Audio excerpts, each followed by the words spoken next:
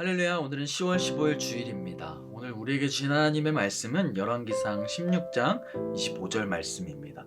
제가 봉독하겠습니다. 오므리가 여호와 보시기에 악을 행하되 그 전에 모든 사람보다 더욱 악하게 행하며.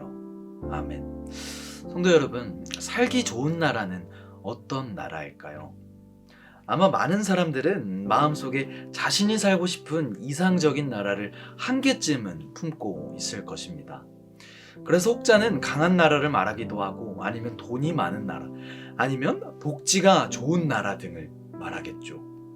그렇다면 우리의 기준이 아닌 하나님께서 원하시는 나라는 어떤 나라일까요? 하나님께서는 북이스라엘의 초대 왕이었던 여로보암에게 약속하셨습니다. 네가 내 말을 잘 듣고 따른다면 내가 너와 내 후손들을 계속 왕으로 세우겠다고. 즉, 하나님께서 원하셨던 나라는 하나님의 뜻을 바로 알아 그 뜻대로 세워지는 나라였던 것이죠.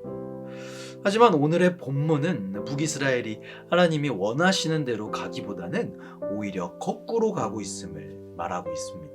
오늘까지 북이스라엘의 왕좌를 보면 초대 왕이었던 여로보암의 아들 나답은 바이사에게 죽게 됩니다. 그리고 바이사는 그대로 왕위에 올랐죠.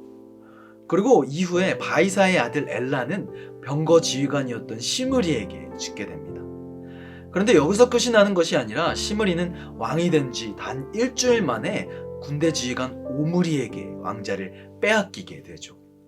이처럼 이스라엘은 분열된 지 50년이 채 되지 않아 무려 5번이나 왕이 바뀝니다. 그리고 성경은 말하길 이들은 모두 여로보암의 길을 갔다고 하죠. 다시 말해 하나님의 뜻과는 전혀 다른 길로 갔다는 것입니다. 그리고 오늘의 말씀을 보면 시므리를 제치고 왕이 된 오므리는 그 전에 모든 왕들보다 더 악하게 행하여 하나님을 노하게 했다고 합니다. 성도 여러분, 근데 그거 아십니까? 이 하나님을 노하게 했던 오므리는 앞의 왕들과는 차원이 다른 강력한 왕조를 이뤘습니다.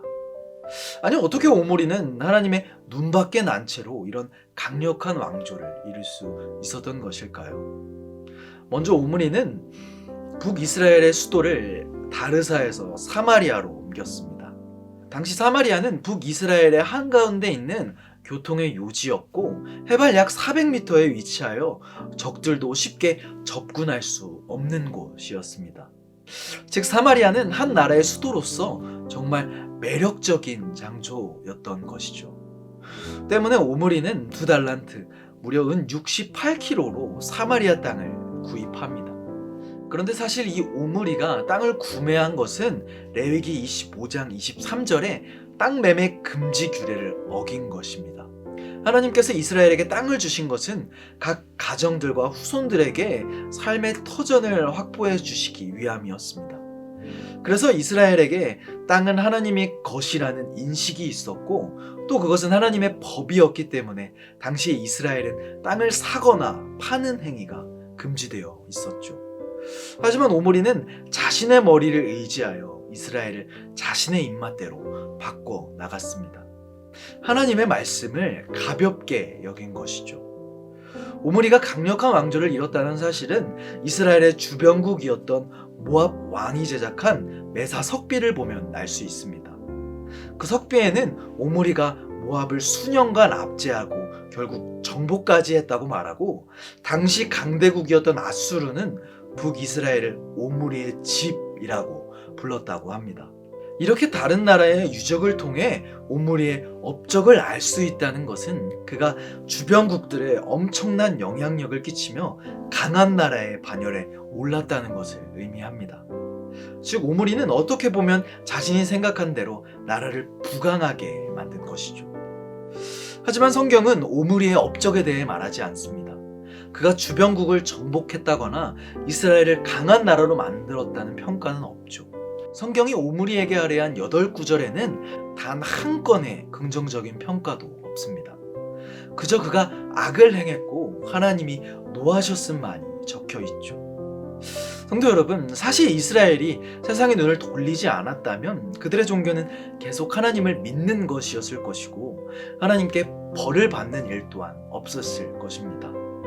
하지만 모든 북이스라엘의 왕들은 욕심의 눈이 멀어 하나님을 바라보지 않고 다른 곳을 향해 갔죠. 오므리를 이어 왕이 된 그 자식도 하나님의 뜻대로 살지 못했습니다. 오므리의 아들은 바로 그 유명한 아합이죠. 아합은 성경 역사상 가장 잔인하고 타락한 여인으로 지탄받는 이세벨과 결혼한 왕으로도 유명합니다. 아합은 30절에 오므리보다 더한 악을 저질렀고 이스라엘의 모든 왕보다 하나님을 노하게 하였다고 성경은 전합니다. 즉 악이 악을 낳고 악이 더 큰 악을 낳게 된 것이죠. 성도 여러분, 서두에 말했던 것처럼 우리에게 좋은 나라는 강한 나라, 돈이 많은 나라일 것입니다. 우리의 기준에는 그것이 좋은 것임이 틀림없죠. 우리의 눈에 좋아 보이는 것을 선택하고 바라는 것은 당연한 일입니다. 좋은 것을 선택할 수 있는데 일부러 나쁜 것을 선택하는 것은 어리석은 행동이죠. 우리는 당연하게도 우리에게 도움이 되고 이득이 되는 것을 선택해야 합니다.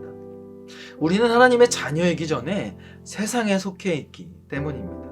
삶을 지혜롭게 영위해야 하죠. 그러나 우리는 이 세상적인 기준에만 맞춰서 살아서는 안 됩니다.